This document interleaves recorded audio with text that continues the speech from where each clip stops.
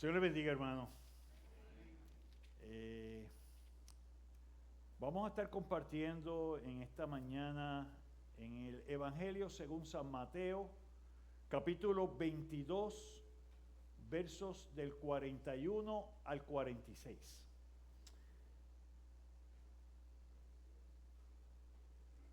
Lo que estamos compartiendo en esta mañana es seguimiento de una predicación, de la predicación que realizamos sobre la pregunta que se le hizo a Jesús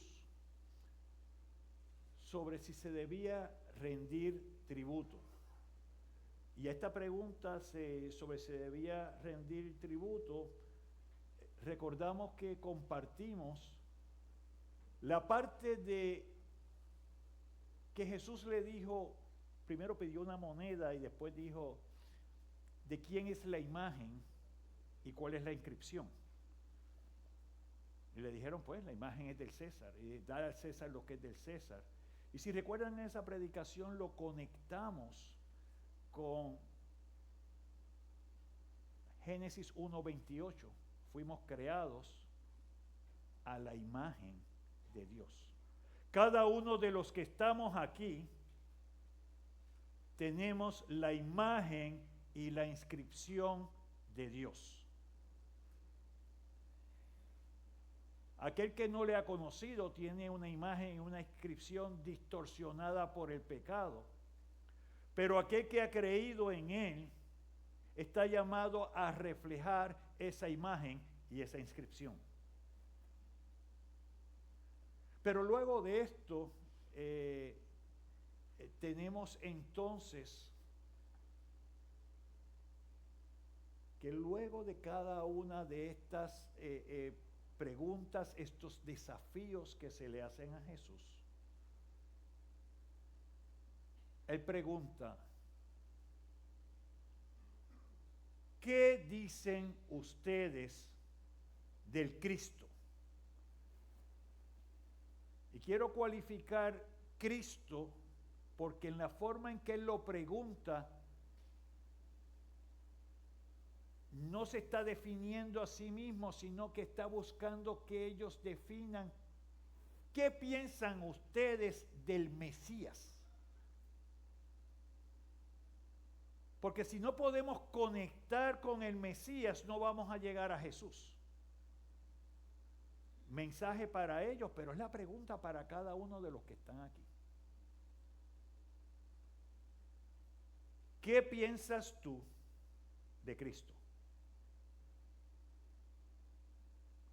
Si yo te digo, escribe todo lo que piensas de Cristo. ¿Cuántas hojas de papel necesitas? ¿Una? ¿Dos? ¿Tres? ¿La mitad de una? Porque si no entendemos y no conocemos y no comprendemos y solamente escuchamos y no atesoramos, caemos en la situación que vamos a ver en esta mañana que estaban pasando los escribas y fariseos.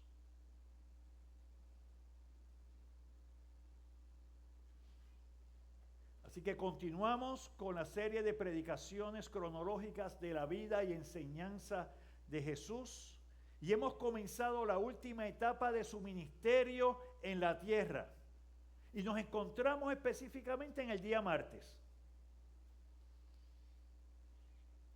Recordemos que Jesús entró a la ciudad de Jerusalén domingo, recordamos el domingo de Ramos,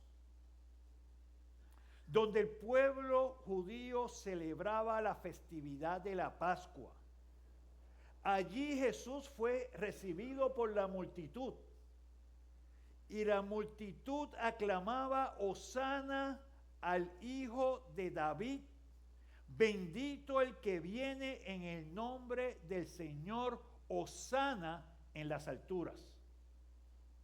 Y esa palabra Hosana en el contexto de la entrada de Jesús a Jerusalén significaba una expresión que denotaba, por favor, sálvanos. Hosana es una expresión pidiendo ayuda. Como estábamos hablando en la clase, Jesús significa salvación. Jehová salva. ¿Salva de qué? ¿Salva para qué? Aquí tienes el pueblo proclamándole.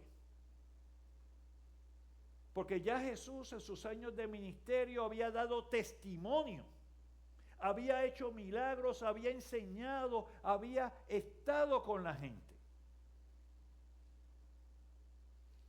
Pero esto contrasta con lo que encuentra entonces esa misma tarde en el templo. Y vemos que el día lunes lo primero que hace es limpiar el templo. Y limpiar el templo es que en el área donde se supone que adoraran los gentiles se había convertido en un área de venta y mercadeo, en un área de compra y venta. Y Jesús exclama: mi casa, casa de oración será llamada. Y los echó de allí. Y desde ese momento los fariseos y los escribas comienzan a desafiar a Jesús buscando una excusa para poder acusarlo, para poder encauzarlo, ya sea con el Sanedrín, cuerpo rector de los judíos, o fuera entonces con el gobierno romano. Y para esto hemos estado compartiendo en las últimas predicaciones 4 desafíos que le hicieron a Jesús. Y el primer desafío fue: ¿con qué autoridad haces estas cosas? ¿Y quién te dio esa autoridad? Así que estaban primeramente buscando desacreditar y quitar autoridad. Y Jesús los confrontó con su incredulidad, haciendo referencia al llamado que les había hecho Juan el Bautista, al arrepentimiento y su confesión pública por medio del bautismo. ¿Y qué sucede allí? Ellos se cantan: no, yo no sé, no puedo contestar. El segundo desafío es el que compartimos sobre el tributo, que Jesús lo toma para enseñar sobre la responsabilidad del hombre con la ley y el Estado, pero también enseña cuál es la condición de nosotros. Y cuando dice dad a Dios lo que es de Dios, lo que se está refiriendo es que tú das todo tu cuerpo, toda tu alma y toda la mente, cuando has entendido que la imagen de Dios está en ti. Luego es confrontado con el tema de la resurrección. ¿Cuál será la relación entre los hombres cuando estemos en el cielo? Y Jesús le contesta: porque en la resurrección ni se casarán ni se darán en casamiento, sino serán como los ángeles de Dios en el cielo. Jesús está hablando de la resurrección. Jesús está hablando de la condición del cielo. Como un simple mortal, como vamos a ver que ellos lo querían categorizar, puede estar hablando con esa exactitud de lo que ha de acontecer en el cielo. Y el cuarto desafío es: ¿cuál es el gran mandamiento en la ley? Y Jesús le contestó: amarás al Señor tu Dios con todo tu corazón y con toda tu alma y con toda tu mente. Este es el primero y gran mandamiento, y el segundo es semejante: amarás a tu prójimo como a ti mismo. ¿Qué hace en este cuarto? Nos pone a mirar. ¿Qué piensas tú del Mesías? Nos pone a mirar a Dios, nos pone a mirar a su obra, nos pone a ver lo que Cristo ha hecho, nos pone a ver a nuestro prójimo. Y con este trasfondo es que Jesús toma la oportunidad para preguntar a los fariseos, ¿qué pensáis del Cristo? ¿De quién es hijo? Y vamos a ir a la lectura, nos ponemos en pie en Mateo capítulo 22, versos del 41 al 45. Leemos en el Evangelio según San Mateo capítulo 22, versos del 41 al 45. Y estando juntos los fariseos, Jesús le preguntó diciendo, ¿qué pensáis del Cristo? ¿De quién es hijo? Y ellos le contestaron y le dijeron, de David.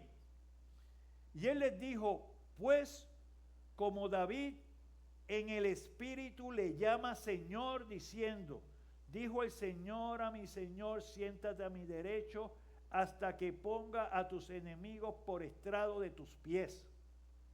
Pues si David le llama Señor, ¿cómo es su hijo? Y nadie le podía responder palabra, ni osó alguno desde aquel día preguntarle más. Y podemos tener asiento. Y en esta mañana vamos a tener de base la lectura en Mateo, pero la vamos a entender en el Salmo 110. Así que les pido de favor que estemos en ambos pasajes, porque ambos pasajes nos van a estar hablando en esta mañana y van a estar contestando la pregunta, ¿quién es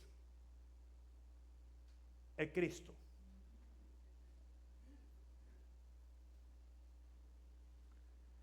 Así que presentaremos en esta mañana la idea de los hombres sobre el Mesías, la afirmación de las Escrituras sobre el Mesías, pero más importante es cuál es tu afirmación sobre el Mesías. Jesús muestra su paciencia ante estos hombres que habían estado de forma insistente desafiándole y buscando la forma de desacreditarlo, buscando la más mínima excusa para acusarlo. Sin embargo, Jesús respondió a cada pregunta con honestidad y presentando la verdad, ¿de dónde? De las Escrituras. Y vemos en cada contestación de Jesús cómo cita la Escritura. Y es lo que buscamos hacer cuando compartimos la verdad de la palabra. No era la opinión de Jesús, era la voz de Dios a través de la palabra. Y esa es la que debemos escuchar. Y esa debe ser nuestra base. Así que tuvo compasión y misericordia, guiándolos por medio de preguntas a reconocer que Él era el Mesías prometido por los profetas en las Escrituras, que ellos habían estudiado y que tenían la responsabilidad de compartirlo y enseñarlo al pueblo.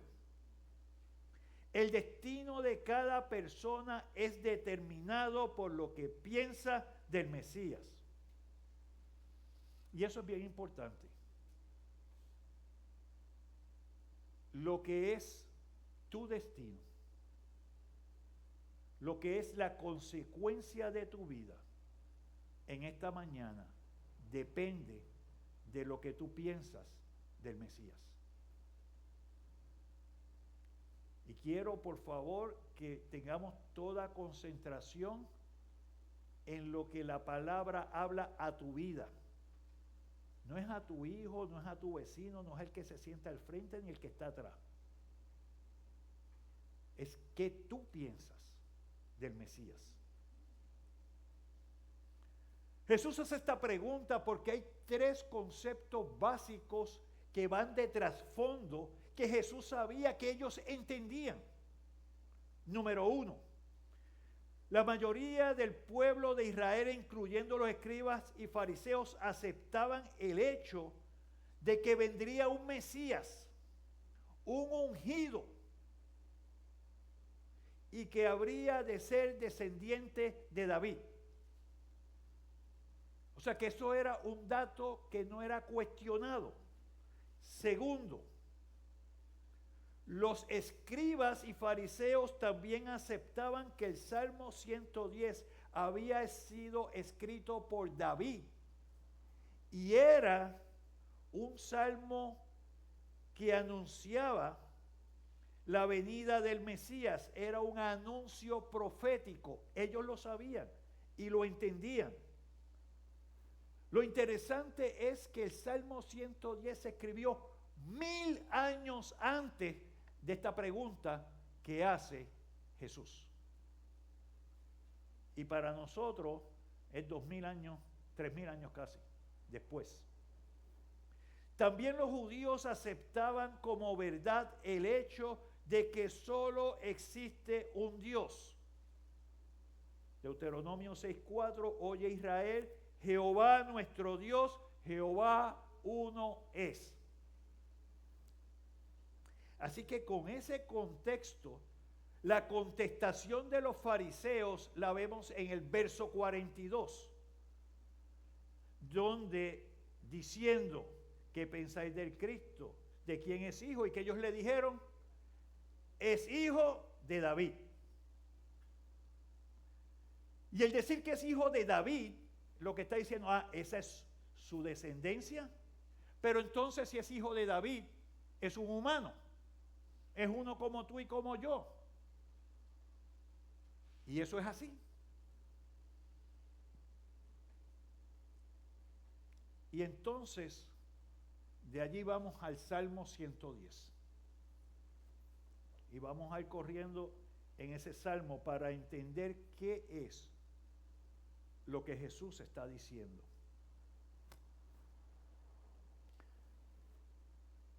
Es importante notar entre los versos del 43 al 44 de Mateo 22 que Jesús les dijo, pues como David en el Espíritu le llama Señor diciendo. Porque eso es importante. Y vuelvo y digo, quiero que estemos bien pendientes. ¿Por qué eso es importante?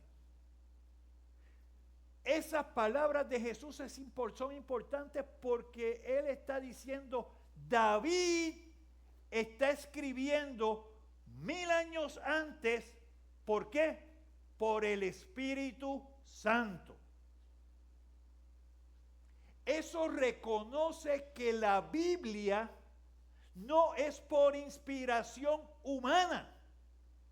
Eso reconoce que la Biblia no es porque a uno se le ocurrió escribir algo. Más aún cuando vayamos al Salmo 110 vamos a ver cómo David está escribiendo de cosas que quizás ni él mismo entendió en el momento que las escribió. Pero las escribió. Porque como David podía decir, dijo el Señor a mi Señor. Espérate, ¿cómo funciona esto? Si David era el rey de Israel y en la jerarquía del pueblo de Israel era el rey y era Dios. Y cuando vamos al Salmo 110 dice, dijo Jehová a mi Señor, a mi Adonai. Pero ¿cómo es eso?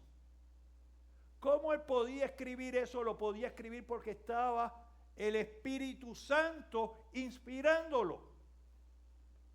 Y de pronto en el Salmo 110 tenemos a Dios Padre como Jehová, como Yahvé. Tenemos a Dios Hijo como el Mesías, como el Adonai, como mi Señor. Y tengo el Espíritu Santo interviniendo en ese salmo.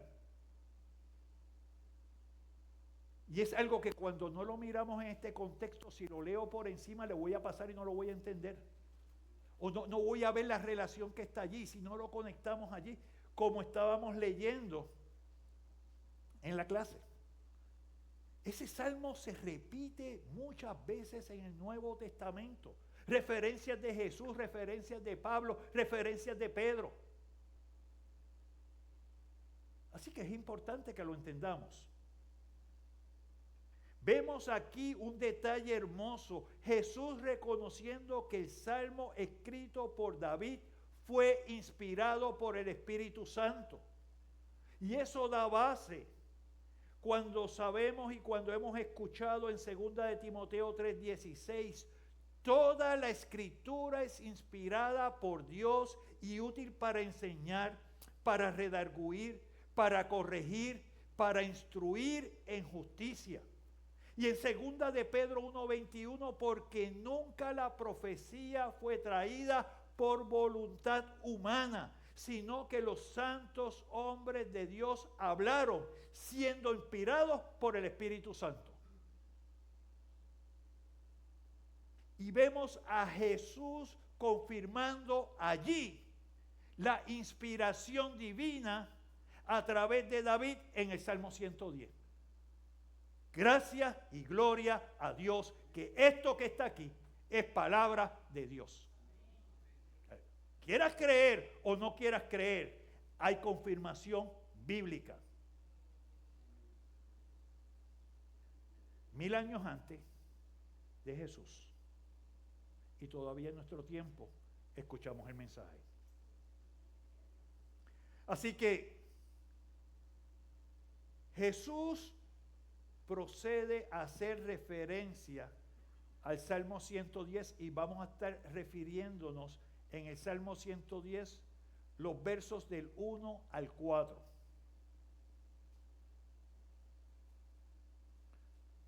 Y quiero leer: Jehová dijo a mi Señor. ¿Y quién es el Señor del Rey? Si se supone, aquí hay algo que no me cuadra. Rey Dios, espérate, está hablando aquí de mi Señor. Jehová dijo a mi Adonai: siéntate a mi diestra hasta que ponga a tus enemigos por estrado de tus pies. Está exaltando a ese Mesías. Siéntate a mi diestra hasta que yo ponga a todos tus enemigos por estrado de tus pies. Y vamos a ver lo que significa todo esto. Verso 2. Jehová enviará desde Sión la vara de tu poder. Domina en medio de tus enemigos. Así que ese Mesías tendría poder ¿sobre quién? Sobre todos los enemigos, sobre todos que aquellos atentaran. Verso 3. El pueblo se te ofrecerá voluntariamente en el día de tu poder. Tu pueblo se te ofrecerá como voluntariamente. En la hermosura de la santidad desde el seno de la aurora, tienes tú el rocío de tu juventud. Juró Jehová y no se arrepentirá.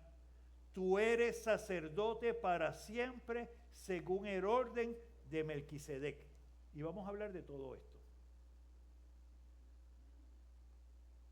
Pero solamente te voy a decir allí. David está escribiendo de algo que quizás él no entendió, y lo más seguro ni lo entendió en su momento que lo escribió, pero que más adelante se ve la luz de lo que le estaba escribiendo. Pero él está narrando una conversación entre Jehová, Yahvé, entre su Adonai, el Mesías, inspirado por el Espíritu, donde le está diciendo: ven, siéntate a mi diestra. Siéntate en el trono a mi derecha. Y yo voy a poner a todos tus enemigos por estrado de tus pies. Así que David, como autor del Salmo, inspirado por el Espíritu, puede entonces caracterizar y puede decir: está Jehová y está mi Señor. Y reconoce al Mesías con superioridad sobre él en relación con Jehová. Continúa entonces. Esta expresión de Adonai, que significa Señor o amo, se hace sobre uno que tiene control y soberanía. David como rey, ¿cómo está escribiendo de uno que tiene control y soberanía sobre él? Y lo distingue de Dios, lo distingue de Jehová, lo distingue de Yahvé. Continúa entonces dándonos a nosotros el entendimiento de que si eso es así, ¿por qué los fariseos y los escribas dicen que es descendiente de David? Y ahí es como que se tranca la teología que estaban llevando y explicando los fariseos. No cuadra. Ven acá, si es descendiente, si va después, ¿cómo tú estás hablando de que esto está ocurriendo y cómo tú le vas a llamar mi Señor? Si el Mesías es un descendiente de David como ustedes, los fariseos reclaman, ¿por qué David le llama su Adonai, su amo? Si David siendo rey, a quien él le rendía cuentas era a Yahvé, era a Jehová. Y en este mismo salmo, David inspirado está describiendo esta conversación, dice, siéntate a mi diestra hasta que ponga tus enemigos por estrado de tus pies. Así que David está presentando allí una situación y una condición donde ese Mesías era reconocido como ¿qué? Como rey. Donde ese Mesías está a la diestra del Padre. Y cuando el Mesías llegó a la diestra del Padre, cuando muere, cuando resucita y cuando asciende al cielo. ¿Y a dónde va? A la diestra del Padre. Es en este momento que los fariseos se enfrentan al dilema de su error teológico. Si el Mesías desciende de David, sería un ser humano de su misma descendencia. Pero por otro lado, David le llama su Adonai, su Señor. David está reconociendo que el Mesías es una persona divina, distinta a Jehová, a quien el Padre lo coloca en una posición de autoridad y de poder. Siéntate a mi diestra, le dice Jehová al Adonai de David. ¿Qué es lo que se quiere llevar con esto y lo que le está diciendo Jesús a los fariseos? David habló de esto y yo necesito que ustedes entiendan y reconozcan que Jesús tiene lo que es un nacimiento y tiene una naturaleza humana, pero Jesús no comenzó a existir cuando nació en Belén de Judea. Jesús, el Mesías, el ungido, es rey y reina por los siglos de los siglos. Tenemos que entender que hay una parte divina en un cuerpo humano. Ese se encarnó, pero no dejó de ser Dios. Y tenemos dos naturalezas en el único hombre que ha existido. Y que nos ha enseñado el camino al Padre. Jehová le está reconociendo al Mesías que reina junto a él. También Jehová le dice al Mesías, yo me encargaré de tus enemigos. Y esto, en esta mañana, quiero que tengas claro, constituye una advertencia aquellos adversarios, aquellos que están en enemistad, aquellos que rechazan a Jesús. Dios le está prometiendo al Mesías que llegará el tiempo en que serán sometidos ante Cristo el Señor. Mateo 28, 18. Y Jesús se acercó y les habló diciendo: toda potestad me es dada en el cielo y en la tierra. Jesús le está diciendo: tengo dominio sobre todo. Porque el Salmo 110 se lo está comunicando, se lo está refiriendo. Y en Filipenses 2 del 9 al 11, por lo cual Dios también lo exaltó. Dios lo exalta hasta lo sumo y le dio nombre que es sobre todo nombre, para que en el nombre de Jesús se doble toda rodilla de los que están en los cielos y en la tierra y debajo de la tierra, y toda lengua confiese que Jesucristo es el Señor, para la gloria de Dios Padre. ¿Y por qué esto es importante? No estamos esperando que el mundo vote a favor de Cristo. No estamos esperando que el mundo diga: Cristo es rey, porque Cristo ya es rey. O sea, tenemos que entender eso. A veces pensamos que si yo me enojo, que si yo digo esto, pues ¿a quién tú estás amenazando? ¿Con quién tú te crees que estás bregando?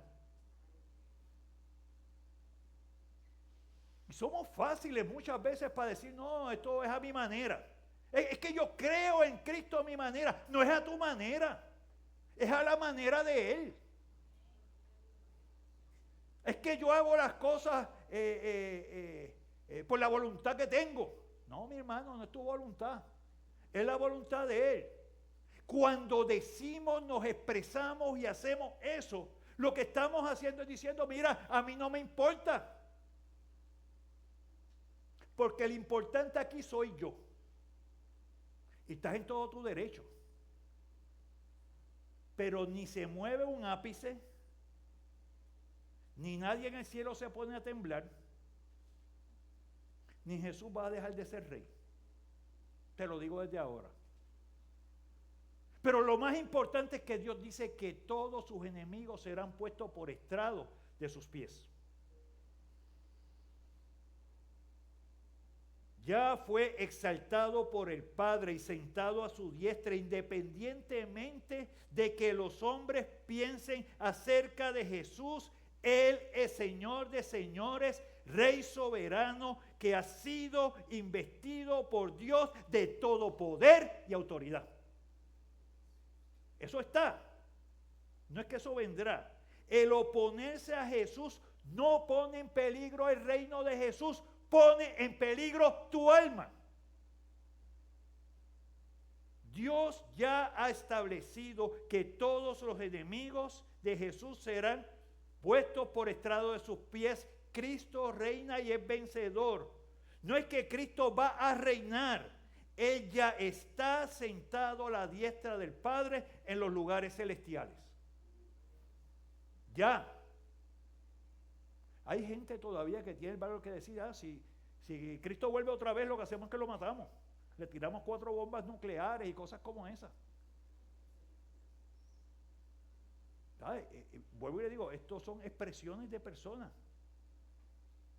que han sido nublados por el pecado y que se creen que tienen entonces el poder sobre todas las cosas.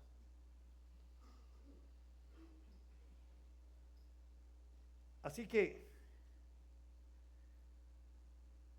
dicho esto, ¿cuál es la relación de David con el Mesías? ¿Es su descendiente o su señor? Y vemos reflejado que el Mesías es ambas cosas a la vez. Porque como hombre, en su naturaleza humana, Jesús nació de la Virgen María. Pasamos ahora el tiempo de Navidad.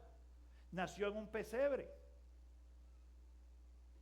Pero ciertamente esa concepción lo vemos tanto anunciado como ejecutado a través de ¿qué? Del Espíritu Santo. Tanto José como María venían de la descendencia de David. Eso es correcto. Pero el Mesías no tiene principio ni final y es la segunda persona de la Trinidad que descendió para asumir la naturaleza humana para salvarnos. Es por esto que Él es infinitamente superior a David. Entonces vemos esto reflejado en la palabra en Apocalipsis 5:5. Apocalipsis 5:5 nos dice, y uno de los ancianos me dijo, no llores, he aquí que el león de la tribu de Judá, la raíz de David, ha vencido para abrir el libro y desatar sus 7 sellos. David no es el que le da honor al Mesías. Es el Mesías el que le da honor al linaje de David. Así que Cristo reina y Él está sentado a la diestra de Dios en los lugares celestiales. Efesios 1:20 nos dice, el cual operó en Cristo, resucitándole de los muertos y sentándolo a su diestra en los lugares celestiales. Espérate, estábamos en Mateo, ahora vamos a Efesios, y todos hacen referencia a lo que está descrito por David, ¿dónde? En el Salmo 110. El reino actual de Cristo está entre mucha hostilidad. Salmo 110:2, Jehová enviará desde Sión la vara de tu poder, domina en medio de tus enemigos. ¿Qué es lo que sucede? Desde el tiempo de Jesús hasta nuestro tiempo, la iglesia no ha sido perseguida, no ha estado pasando por pruebas, no ha estado pasando por hostilidad.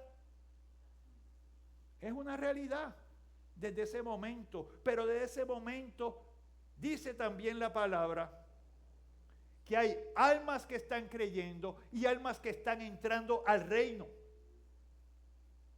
Y la tenemos desde un ejemplo bien gráfico, es el del ladrón en la cruz. Reconoció al Señor. ¿Y qué le dijo Jesús? De cierto te digo que hoy estarás conmigo en el paraíso.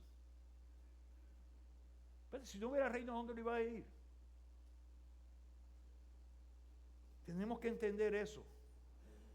Cristo está ganando los corazones de los hombres que le reconocen, transformando esos corazones y haciéndolos parte del reino celestial. Cuando tú has reconocido al Señor, desde aquí, desde ahora, tú eres parte del reino celestial.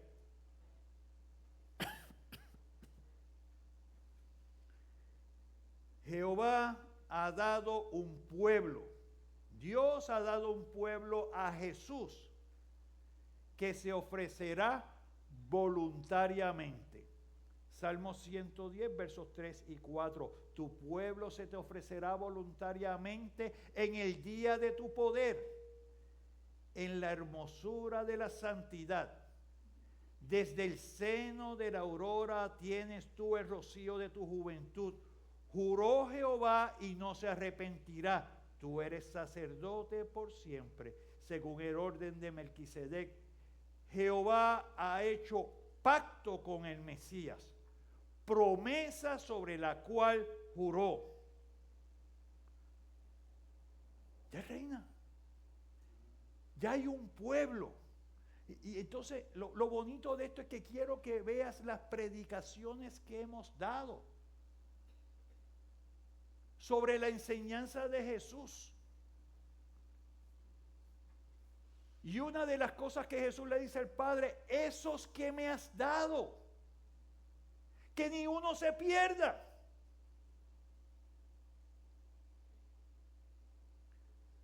Eso que está allí en la enseñanza lo vemos reflejado aquí. Así que hay un clamor para cada uno de nosotros que ni uno se pierda. Hay un llamado que se está haciendo, pero hay una respuesta que es necesaria. Y pedimos al Espíritu que en esta mañana toque tu corazón, que te dé la sensibilidad para entender que la obra está hecha por Cristo y que está a la puerta y llama. ¿Qué vamos a hacer?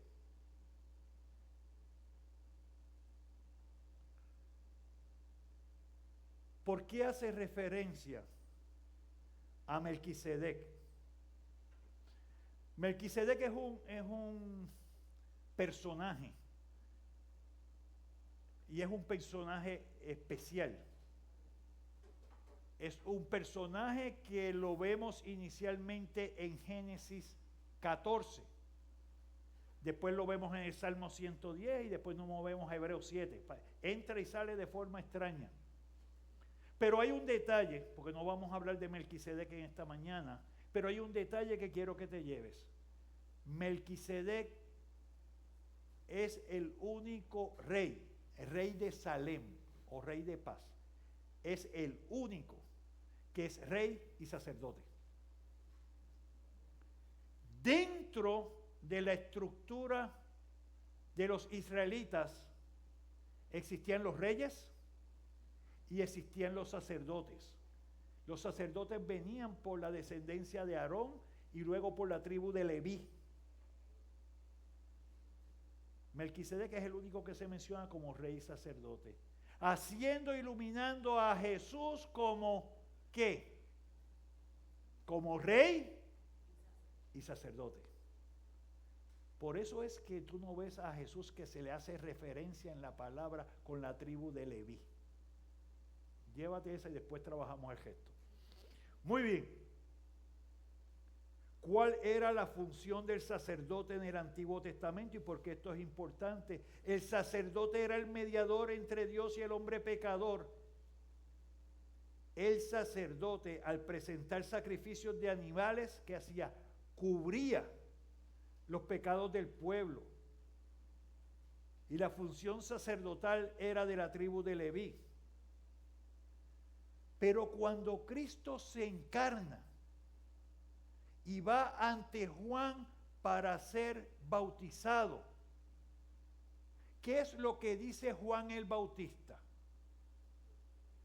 He aquí el Cordero de Dios que quita el pecado del mundo. Vamos a ir conectando todo lo que estamos compartiendo. Jesús le está preguntando a ellos quién es el Cristo, para que se reforzaran al Mesías. Va el Salmo 110 porque es uno que reina, es uno que está sentado a la diestra. Es uno que hay que reconocer. Entonces, el siguiente día, esto es en Juan 1, 29 al 30, Jesús vio Juan a Jesús que venía a él y dijo: he aquí el Cordero de Dios que quita el pecado del mundo. Este es aquel de quien yo dije: después de mí viene un varón, el cual era ¿qué? Antes de mí, porque era primero que yo. Yo quiero que tú entiendas algo de eso que dice la palabra. ¿Cómo Juan va a decir que su primo, que nació 6 meses después, era antes que él? Este era del que yo te hablaba. Este es el que vino después de mí, el cual es antes de mí, porque era primero que yo.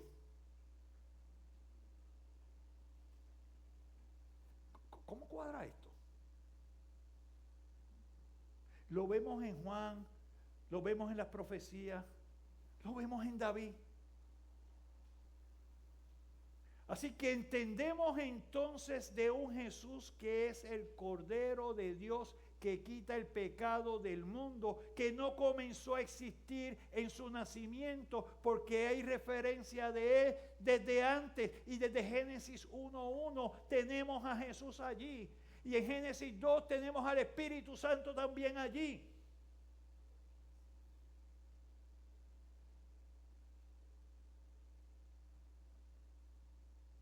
Ha existido. Ese es el Cristo, ese es el Mesías. Juan lo declara sacerdote y cordero. La cruz del Calvario fue el altar donde Cristo, como el gran sumo sacerdote, se presentó a sí mismo como la ofrenda para expiar de una vez y por todas los pecados de aquellos a quien él vino a salvar. Y eso es bien importante. La muerte de Cristo en la cruz es el único sacrificio completo. No como el que hacían los sacerdotes para cubrir los pecados y había que hacerlo una y otra vez. Esto fue una sola vez. Ya está hecho, la obra es completa. Es por esto que ya no se necesitan más sacerdotes, ni se necesitan más sacrificios, porque el Mesías fue designado por Dios como sacerdote y rey para siempre, por presentar el sacrificio definitivo en la cruz del Calvario y ahora estar a la diestra del Padre. Por eso es que la cruz está vacía. Por eso es que no hay un Cristo clavado en la cruz. Porque Él no solamente murió, sino que también resucitó y Él vive.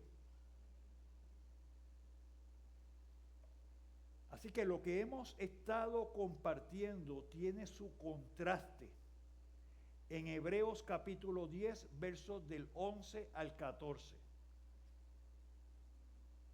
Porque quiero irlo llevando a lo que estamos compartiendo, cómo se ve bíblicamente. Hebreos 10, versos del 11 al 14. Y ciertamente todo sacerdote está día tras día ministrando y ofreciendo muchas veces los mismos sacrificios que nunca pueden quitar los pecados.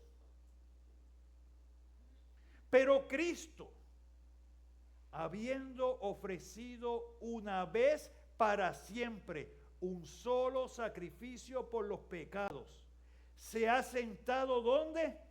A la diestra de Dios. De ahí en adelante, esperando hasta que sus enemigos sean puestos por estrado de sus pies. Salmo 110. Porque con una sola ofrenda hizo perfectos para siempre a los santificados.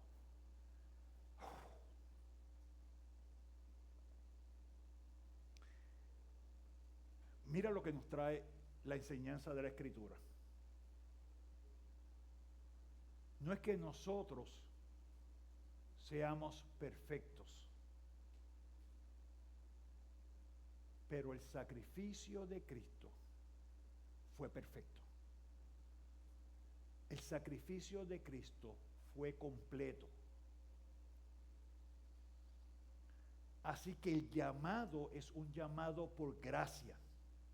El llamado es un llamado de un regalo que tienes, que es un regalo que da vida, y da vida porque el que no tiene ese regalo está muerto espiritualmente. No hay obra, no hay buenas obras, no hay obras especiales que nos conecten a nosotros con Dios. Es solamente Cristo.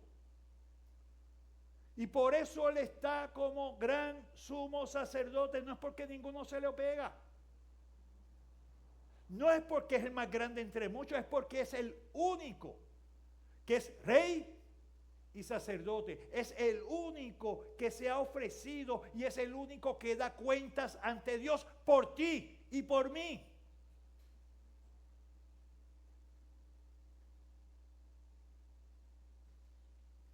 La obra del Mesías fue completa. Con su sacrificio en la cruz, Él ha hecho perfectos para siempre a los santificados. No eres tú. Él te hace a ti perfecto. Para el creyente, Cristo reina en su corazón a pesar del pecado remanente que tenemos en nuestra carne. Y eso es importante entenderlo. Quedan espacios, quedan momentos. Pero Dios lo conoce y Cristo es tu gran sumo sacerdote y es su sacrificio, no es tu sacrificio el que nos lleva ante el Padre. Él nos defiende porque conoce nuestras debilidades en la carne, pero reconoce que también tenemos nosotros un gran sumo sacerdote que intercede por nosotros ante Dios. Es por esto que no hay otro mediador entre el hombre y Dios, porque la obra de Cristo es completa, porque hay un solo Dios y un solo mediador entre Dios y los hombres, Jesucristo hombre, el cual se dio a sí mismo en rescate por todos, de lo cual se dio testimonio a su debido tiempo. Él es el que te perdona. Él es el que te reconcilia con Dios. Él es el que te compró a precio de sangre.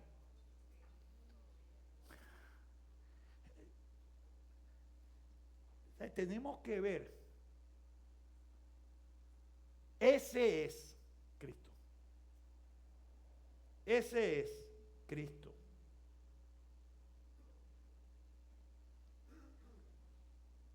Él quiere darte vida.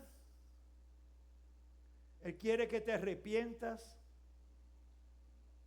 y Él lo que quiere es que aceptes ese regalo por gracia. El Mesías es un rey lleno de gloria, autoridad y poder que decide voluntariamente humillarse y hacerse hombre para que los suyos se puedan someter libre y voluntariamente. Lo que dice el Salmo 110. Hay un pueblo que va a ti libre y voluntario. Así que aquí no estamos obligando a nadie. Te está ofreciendo vida. Así que cuando venimos a la iglesia, no venimos, porque voy a ver a otros. No venimos a la iglesia para encontrarme con fulano, con sutano, para acompañar a uno o acompañar a otro. Ese no es el propósito. Venimos a la iglesia para dar honra y gloria a aquel que dio su vida por mí. Vengo a la iglesia para adorar y dar honra y gloria a Dios Padre, que me amó y envió a su Hijo. Vengo para aprender porque quiero ser más como Cristo. No quiero ser más como Rafa. Quiero ser más como Cristo.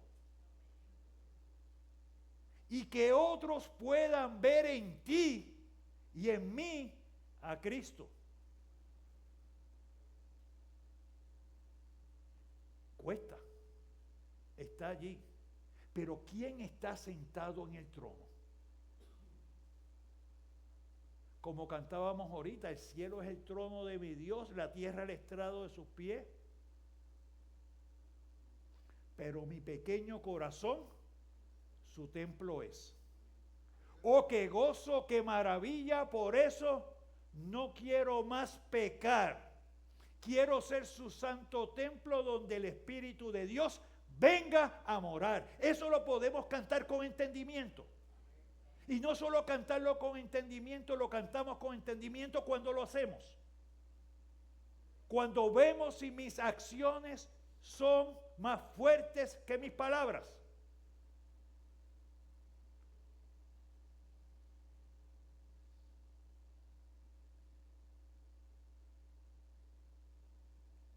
¿Qué hace la diferencia entre un cristiano y el que no lo es? Se leía ahorita en Mateo 7:21, no todo el que me dice Señor, Señor entrará en el reino de los cielos, sino el que hace la voluntad de mi Padre que está en los cielos. Ahí tiramos la raya. No es mi voluntad, es la voluntad de Dios. Así que los no cristianos no hacen la voluntad de Dios ni lo que Jesús dice. Así que esto contrasta con el Salmo 110:3 que dice: tu pueblo se te ofrecerá voluntariamente en el día de tu poder. Cuando reconocemos al Señor somos transformados y tenemos una sensibilidad diferente. Y aunque hay un choque mental, porque siempre lo hay, entre lo que ha sido mi costumbre, mi hábito y lo que he hecho, veo entonces que ya no vivo yo, sino que vive Cristo en mí, que lo que debo hacer es lo que me dice la palabra. Aunque a veces lo pueda razonar como que es malo para mí, pero si el Señor me lo pide, al final del día vamos a llegar a un buen entendimiento, porque estamos obrando para vida, porque estamos dejando testimonio no de nosotros, sino que de Cristo. Porque somos sus embajadores. Y un embajador no se representa a sí mismo, sino representa a aquel que lo ha comisionado y lo ha enviado. ¿Quién te ha enviado a ti? ¿Quién te envía? ¿A quién tú representas?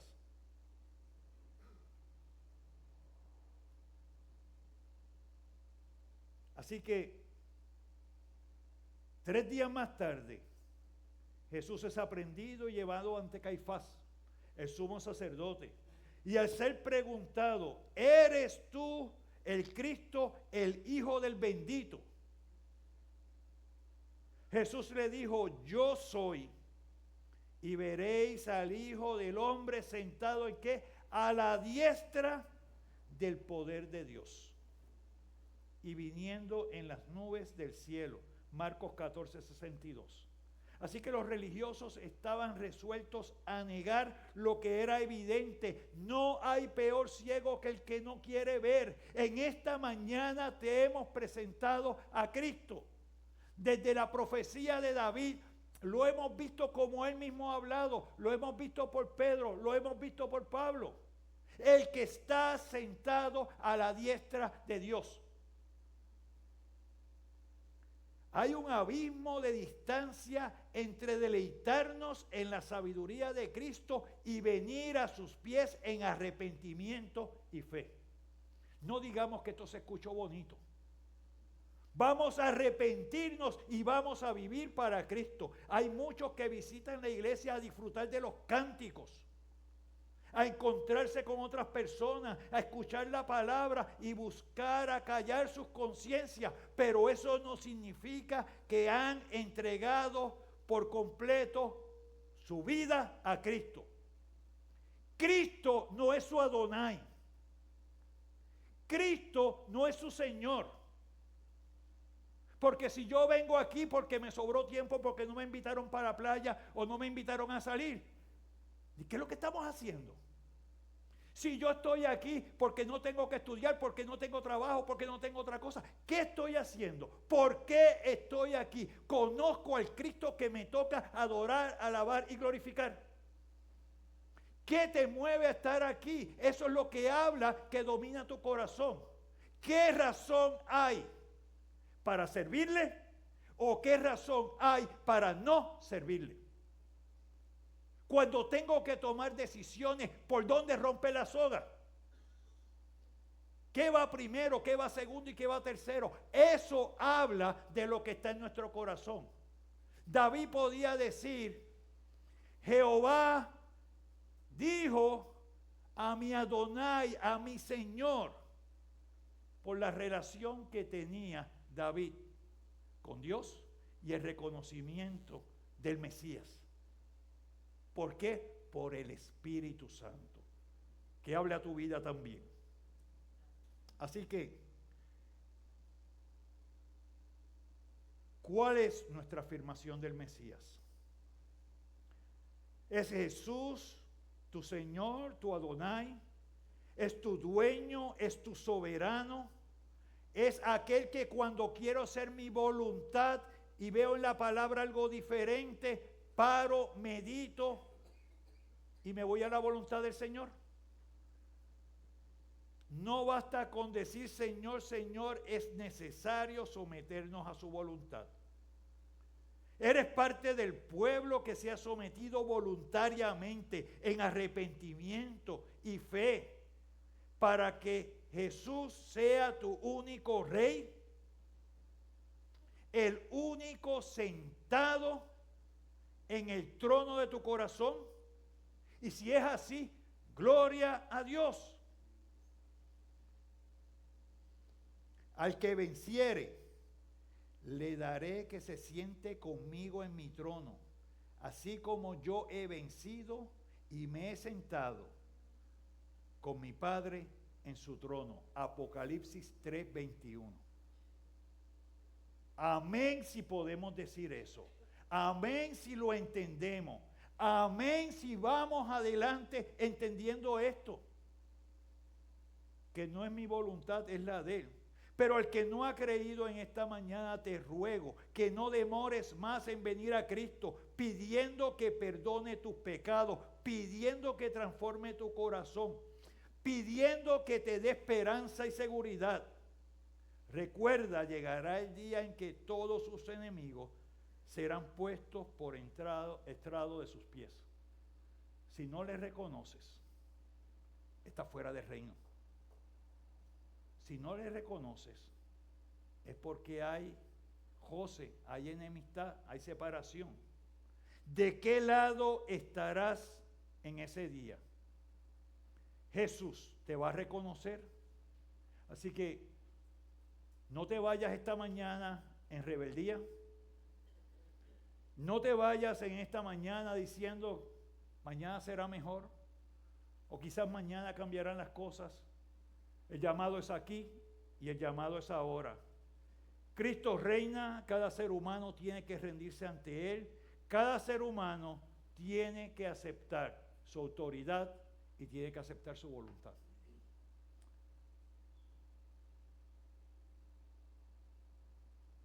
Yo quiero que oremos al Señor. Y tenemos la oportunidad de presentarnos en esta mañana.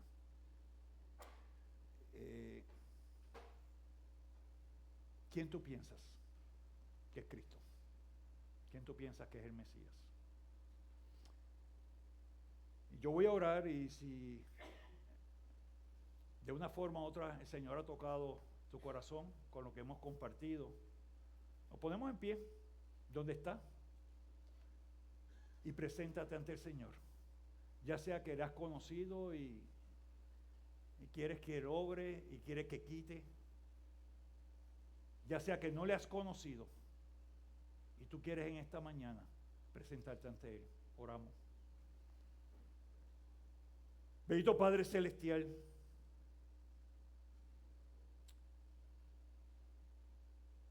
tú eres el Cordero de Dios a través de tu Hijo Jesucristo que quita el pecado del mundo. Gracias, Padre Celestial, porque has enviado a tu Hijo. Porque en un solo sacrificio ha sido perfecto. Porque vemos en Hebreo que ese sacrificio es suficiente para santificar a aquellos que tienes y que te ha dado el Padre. Yo quiero pedir en esta mañana, ruego con ruego santo, primeramente que si no has conocido al Señor, Él te ha hablado a través de la palabra. Cristo se ha manifestado. Él ha dicho, yo soy el que está sentado a la diestra del Padre, y el que venciere conmigo estará junto a mí en mi trono. Pero ese mismo ha dicho, y hemos visto en la palabra, que aquel que esté en enemistad, en separación, aquel que no le reconozca, será puesto por estrado de sus pies, será separado eternamente de la gloria de Dios. Él te llama en esta mañana. Y puede haber conflicto mental, pero que tu corazón sea guiado por el Espíritu, de forma tal que pueda abrir, de forma tal que pueda reinar Cristo. Porque todas las otras cosas que tenemos que hacer, las podemos hacer de forma correcta y completa cuando estamos en tu voluntad, porque toda tu promesa y tu bendición está para con cada uno de tus hijos. Permite que tu gracia, que su gracia te alcance. Permite que tu corazón se pueda cambiar, se pueda rejuvenecer, pueda ser, Padre Celestial, acepto a ti. Que seamos templo tuyo, que podamos presentar y que quien nos vea, vea a Cristo, no me vea a mí, sino que vea a Cristo para aquel que te ha conocido también. En esta mañana te pido que afine el oído, que cada obra, cada acción, cada expresión sea para darte honra y gloria. Y gracias porque tenemos un sumo sacerdote que nos ve en nuestras debilidades y que nos fortalece y que nos ayuda y que nos cuida. Y aunque nuestras obras sean imperfectas, a través de Cristo Dios las ve. Y Dios ve la intención del corazón y el deseo santo de amarle y glorificarle. Que podamos salir en esta mañana reconociendo que Cristo es el Señor, que Cristo es el Adonai de tu vida. En el nombre de Cristo. Amén y amén. Dios le bendiga.